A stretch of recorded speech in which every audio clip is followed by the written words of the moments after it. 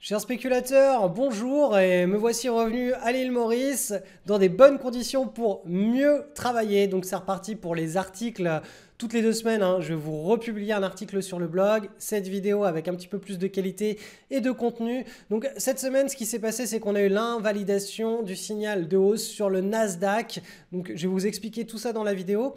On se retrouve à nouveau dans une situation de range sur tous les indices internationaux. Je vais vous expliquer quels sont le genre de trade qu'il faut privilégier. Donc, je vais vous donner 3 exemples, 3 cas pratiques dans cette vidéo. Notamment, éviter le swing trading en daily pendant les périodes de marché en range. Et vous verrez quel genre de trading il faut privilégier pendant ce type de marché. Ensuite, c'est tout. C'est parti. Allez. Comme chaque semaine, on commence avec notre analyse du sentiment de marché sur les indices européens et américains. Alors là, c'est le CAC petite et moyenne capitalisation. Je vous l'ai mis en journalier pour que vous voyez bien le travail là de cette zone de support. Donc on est toujours dans ce range. Là, ça prend la forme d'un triangle chartiste en daily. Alors j'aime pas trop faire des analyses de chartistes en daily sur les indices. Je préfère vraiment avoir une vision plus long terme. C'est pour ça que de manière générale, je vous fais la vidéo à chaque fois, tous les samedis matins, avec une vue en hebdomadaire. Donc là, je suis repassé en hebdo. Donc vous voyez là, depuis la fin du mois de janvier, depuis le début du mois de février, on est dans un range. Là, on a un niveau de support ici qui est clairement identifié.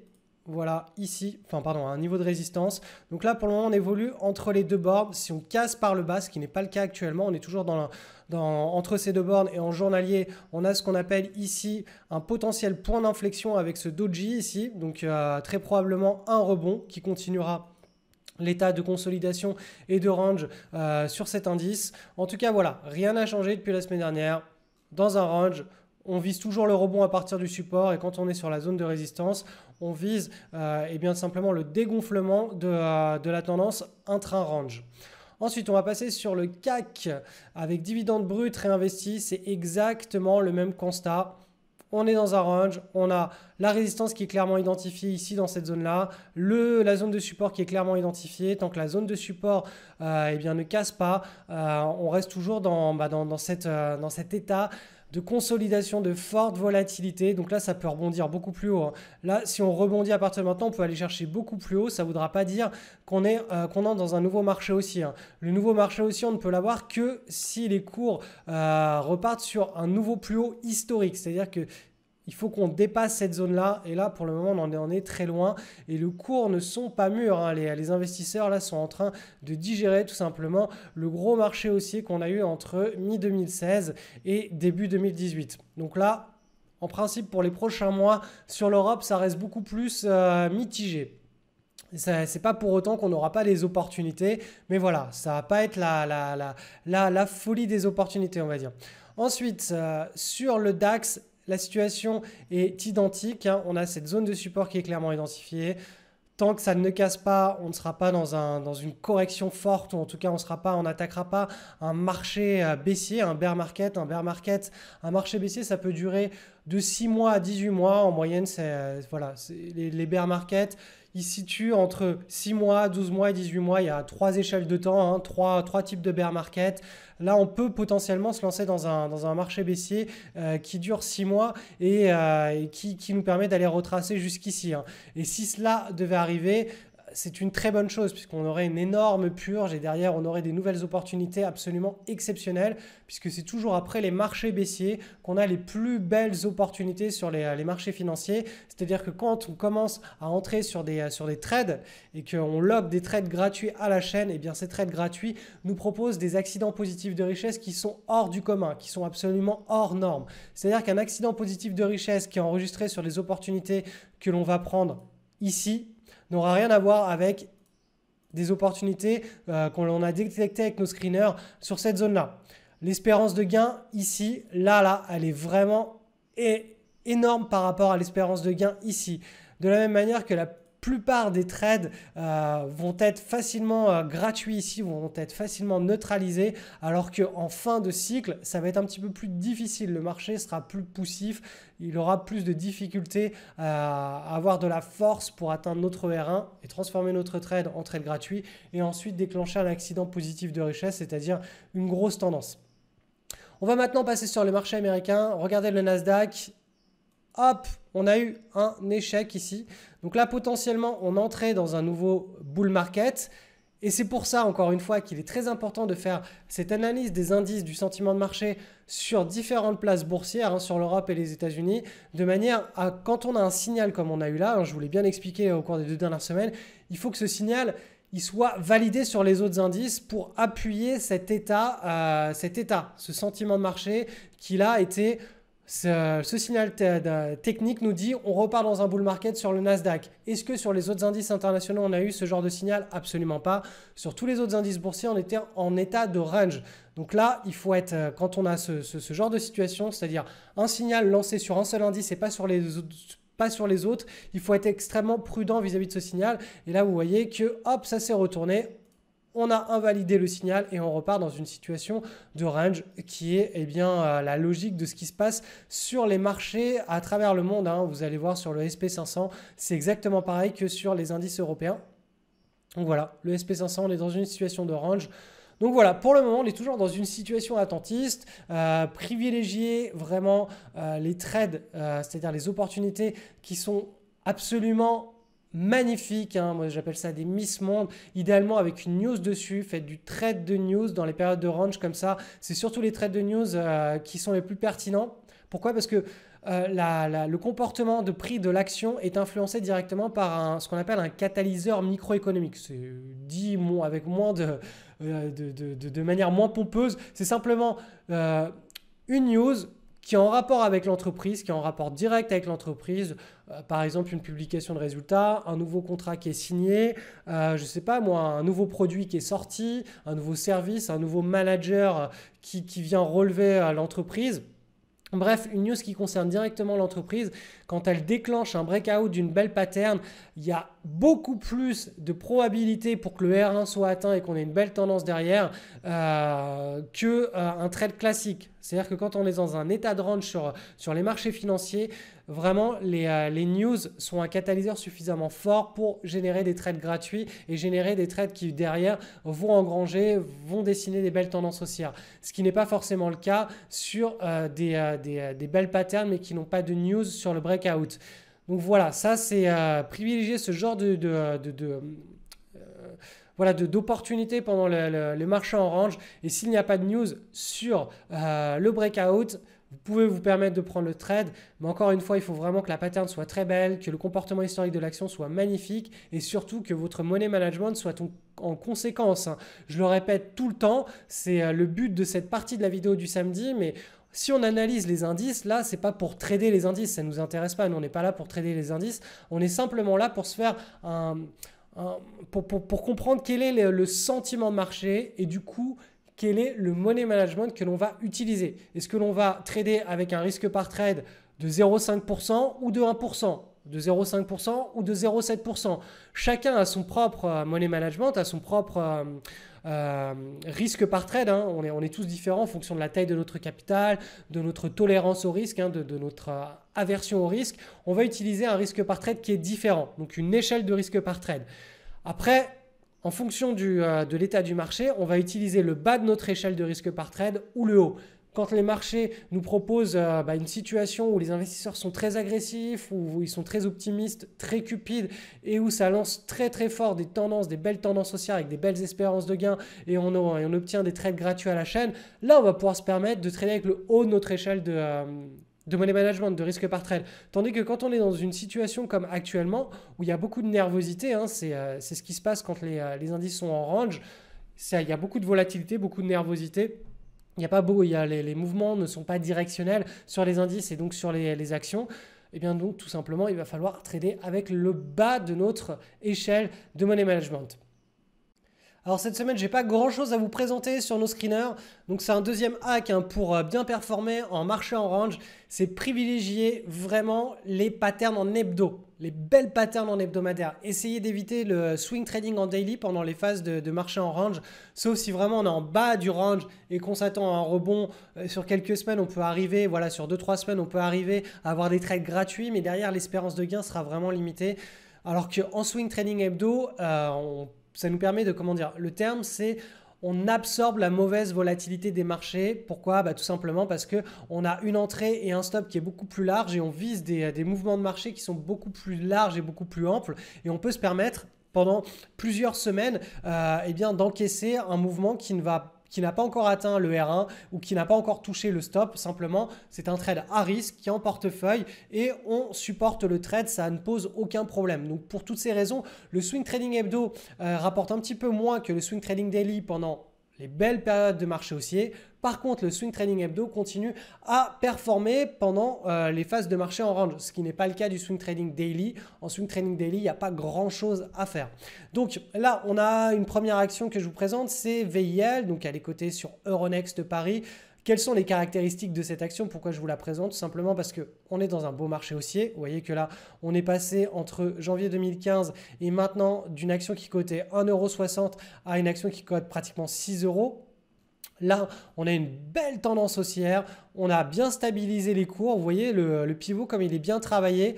De manière très très précise, à chaque fois, les cours, ils viennent dans cette zone-là, ils ne clôturent jamais au-dessus, ils viennent tester la zone et puis là, boum, on a cassé, on a les volumes. Donc là, quand on regarde cette pattern, on se dit en hebdo, voilà, on a une espèce de taille de base très serrée, bien propre. Bon alors, idéalement, on aurait voulu l'avoir carrément perchée sur les plus hauts, c'est-à-dire qu'elle soit dessinée sur les plus hauts. Bon, ce n'est pas le cas. Après, les marchés ne nous délivrent pas toutes les semaines des Miss Monde, mais voilà, le contexte est bon. Alors, est-ce qu'on doit prendre le trade ou pas? Il faut toujours affiner en journalier et regarder en journalier. Elle a une problématique cette action, c'est qu'elle manque de liquidité. On le voit clairement ici. Il y a des journées où il y a 159 titres échangés, 300 titres échangés, 900 titres échangés. Voilà, les volumes sont très très très faibles. 187 titres échangés, 17 titres échangés. Vous voyez que là, pendant la base, on voit clairement qu'il y a un manque de liquidité. Même pendant la précédente hausse, là, on le voit sur les graphiques que c'est pas, il n'y a pas une belle prédictibilité. Les séances ne s'enchaînent pas comme ça avec des beaux volumes et avec une belle liquidité. On a plutôt des séances qui s'enchaînent les unes sur les autres comme ça. Ça ouvre bas, ça ferme haut, ça ouvre bas, ça ferme haut. Ça traduit tout simplement un problème dans le carnet d'ordre. Le problème, c'est simplement que les acheteurs et les vendeurs sont éloignés les uns des autres et donc on n'a pas beaucoup de monde dans le carnet d'ordre. Le carnet d'ordre n'est pas nourri, donc il n'y a pas beaucoup de liquidité. Donc ça, c'est la problématique de cette action. Sinon, effectivement, là, ça aurait pu être quelque chose qui aurait pu nous intéresser. Ensuite, on va partir sur Hermès. Hermès en hebdomadaire, pareil, tendance haussière correcte. On a un momentum qui est correct. Vous voyez que là, hop, on est en mode accélération, donc ça nous va. On a une pattern qui est bonne. Alors la pattern n'est pas magnifique, vous voyez, alors je vais vous expliquer pourquoi. Tout simplement parce que là, on a eu une petite dose de stress. Si on n'avait pas eu cette petite dose de stress, on aurait une magnifique tasse avec anse. Et j'ai envie de dire même la tasse avec anse, elle est tellement serrée, cette tasse, parce qu'on n'a pas beaucoup retracé, que ça s'apparente à une tight base. C'est entre la tight base et la tasse séance. Vraiment, c'est entre la base serrée et la tasse séance. Donc voilà, là on a eu un petit coup de fièvre. Alors j'ai pas été vérifier ce qui s'est passé, mais très probablement ça a été une news ou une annonce de résultat qui a généré ce stress sur l'action. En tout cas, quoi qu'il en soit, ça s'est restabilisé et on a eu le breakout avec des forts volumes. Donc ça c'est de la pattern en hebdo. Et dernière action cette semaine que je vous présente, c'est PRM. Donc là aussi, c'est vraiment un très beau comportement d'action, une action qui a un fort momentum. Ça vraiment, ces actions-là qui accélèrent, qui partent de très bas à 2,50 €, qui arrivent à très haut, 11-12 € en l'espace de quelques trimestres, quelques années, avec une tendance vraiment qui part pas dans tous les sens, qui n'est pas erratique. C'est-à-dire qu'à chaque fois que la tendance s'arrête, c'est pour nous faire quoi? C'est pour nous faire une belle base. Et à chaque fois que la tendance repart, eh bien, on a une belle base, on a le breakout et puis boum, ça part à la hausse. À chaque fois qu'on a une belle base, à chaque fois qu'on stabilise la tendance, on a un breakout et puis boum, on a une tendance haussière. Donc ça, c'est vraiment des comportements à privilégier. Je le dis toujours, mais le meilleur comportement, le meilleur indicateur du comportement futur d'une action, mais d'ailleurs d'un individu, est son comportement passé. Donc voilà. L'exemple typique, c'est si vous devez parier sur l'élève qui aura son bac avec mention à la fin de l'année. Est-ce que vous allez parier sur un élève qui a été toujours dernier de la classe en deuxième, première et terminale au lycée, ou celui qui a toujours été dans les 5 premiers de la classe en seconde, en première et en terminale? Encore une fois, le meilleur indicateur du comportement futur d'un individu ou d'une action, c'est son comportement passé. Son comportement passé traduit son mindset, son état d'esprit, la façon dont il interagit, la façon dont les investisseurs interagissent avec l'action. Et c'est pour cela qu'il faut toujours se fier au comportement d'une action sur plusieurs mois, plusieurs années, quelques semaines, quelques jours, pour pouvoir comprendre si le comportement est bon et s'il est bon, il a beaucoup plus de chances d'être bon à l'avenir. Bref, cette action, on passe en journalier. Elle a eu de très gros volumes ici. Vous voyez ça là. Ça, c'est vraiment... Il se passe quelque chose. Je ne sais pas ce qui se passe. Après, le seul problème, c'est que cette action, elle aussi, un manque de liquidité. Vous le voyez là, on a plein de séances comme ça qui sont assurées. À la limite, ça peut ne pas trop poser de problème si c'est juste sur la taille de base. Mais là, vraiment, c'est quelque chose qui est généralisé à l'action, surtout quand elle est en tendance. Vous voyez, en tendance, là, on continue. Alors, voilà. Pendant toute cette tendance, on continue à avoir peu de volume, peu de liquidité. Donc voilà, moi, j'aime pas trop ça. Pourquoi? Après, c'est parce que voilà, plus on a un compte de trading qui grossit, plus on a des contraintes de liquidité. Tant qu'on a un compte de trading qui est petit, entre guillemets, petit, c'est... En dessous de 15 000 euros, en dessous de 10 000 euros, on peut se permettre ce genre de trade. On ne va pas influencer, impacter directement les cours de bourse de l'action quand on va acheter ou revendre. Ce n'est pas nous qui allons faire le marché. Par contre, quand on commence à avoir des capitaux qui grossissent à partir de 50 000, 100 000, 200 000, 500 000 euros, là, on doit vraiment prendre en compte cette problématique de liquidité sur les marchés. Ça devient un véritable facteur de je prends le trade ou je ne le prends pas. Donc là, typiquement... Moi, je ne peux pas prendre le trade. Beaucoup d'entre vous ne pourraient pas le prendre. Après, il y en a plein aussi qui ont des petits comptes et qui peuvent se permettre de prendre ce genre de trade. Donc voilà, c'est tout pour les actions de cette semaine. Si vous avez loupé cet article que j'ai écrit sur mon blog cette semaine, là, le test vérité, investir progressivement en bourse ou d'un seul coup, c'est ce qu'on appelle le dollar cost averaging en faisant des investissements en bourse par mensualité ou le lump sum, c'est-à-dire le all-in tout d'un coup. Allez lire cet article, j'ai beaucoup bossé là-dessus. J'ai fait tous les tests statistiques pour savoir s'il était plus intéressant d'investir en bourse d'un seul coup ou d'investir de manière régulière. Vous allez voir que à long terme et à court terme, on a deux manières d'investir à privilégier qui sont différentes. Notamment, vous allez voir, j'ai fait le test pendant plusieurs crises économiques, pendant la crise des subprimes, pendant l'éclatement de la bulle des technologies. Et vous allez voir quelles sont les conclusions de ce test et ça va être... Vous allez vous en rendre compte totalement différent de ce que l'on vous dit partout dans les livres. Et même il y a même des grands investisseurs qui vous disent certaines choses qui ne sont pas forcément vraies, qui ne sont pas forcément adaptées à votre situation.